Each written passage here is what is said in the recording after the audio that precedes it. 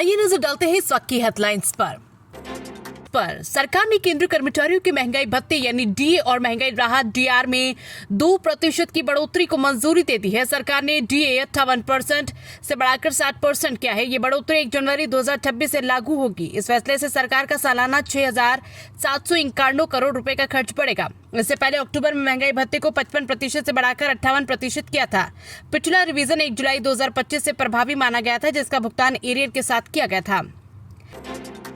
Iran ने फिर से होर्मुज़ स्ट्रेट बंद कर दिया। इसे शुक्रवार को खोला गया था, लेकिन अब इस समुद्री रास्ते पर पाबंदियां लगा दी गई है। ईरान ने कहा है कि अमेरिका से बातचीत के बाद उसने भरोसे में आकर कुछ तेल और माल ले जाने वाले जहाजों को गुजरने दिया था, लेकिन अमेरिका ने अपने वादे नहीं निभाए और नाकेबंदी के बहाने जहाजों के साथ सख्ती की। प्रधानमंत्री नरेंद्र मोदी आज रात 8:30 बजे देश को संबोधित करेंगे। वे किस मुद्दे पर बोलेंगे यह भी नहीं बताया गया है। माना जा रहा है कि मोदी महिला आरक्षण के लागू होने के मुद्दे और संसद में पिछले 2 दिनों के दौरान हुई घटनाओं पर बात कर सकते हैं।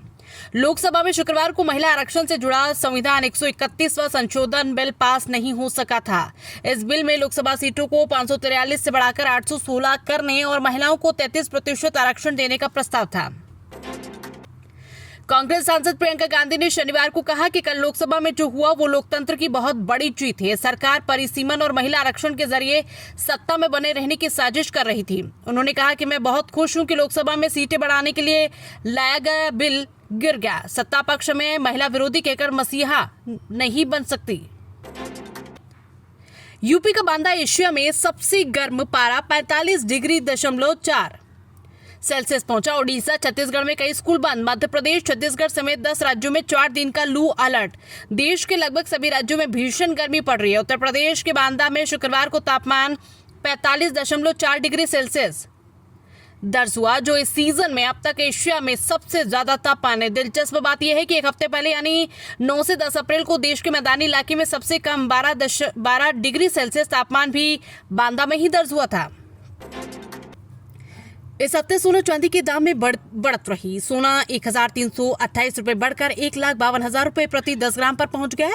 इससे पहले ये बीते हफ्ते यानी 10 अप्रैल शुक्रवार को 1,50,000 रुपए पर था। वही चांदी 2,40,000 रुपए किलो से बढ़कर 2,50,000 रुपए पर पहुंच गई, यानी इसकी कीमत 10,006 रुपए बढ़ी है। ब्यावर में एक होटल के बाहर चारपाई पर सो रहे 3 युवकों पर मुंह बांधकर आए 10 से ज्यादा हमलावरों ने लाठियों से हमला कर दिया। उन्होंने युवकों को बेरहमी से पीटा और 50,000 रुपए कैश के साथ सोने की चेन भी लूट के फरार हो गए। यूपी में सीजन का सबसे गर्म दिन पारा 45.4 डिग्री सेल्सियस। स्कूलों की टाइमिंग बदली, चलती बाइक में आग लगी, हाथी को बार बार नहलाया जा रहा है। यूपी में भीषण गर्मी पड़ रही है। पारा 45 डिग्री सेल्सियस के पार पहुंच गया है। शनिवार सुबह ज्यादातर जिलों में तेज धूप है, गर्म हवाएं चल रही है।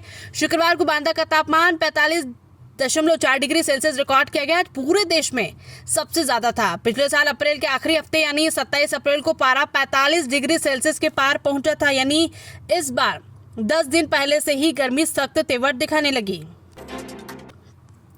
ग्वालियर में इंस्टाकार्ट का डिलीवरी बॉय 21 जनवरी से लापता है। वो 28 पार्सल लेकर निकला था, लेकिन शाम तक नहीं लौटा।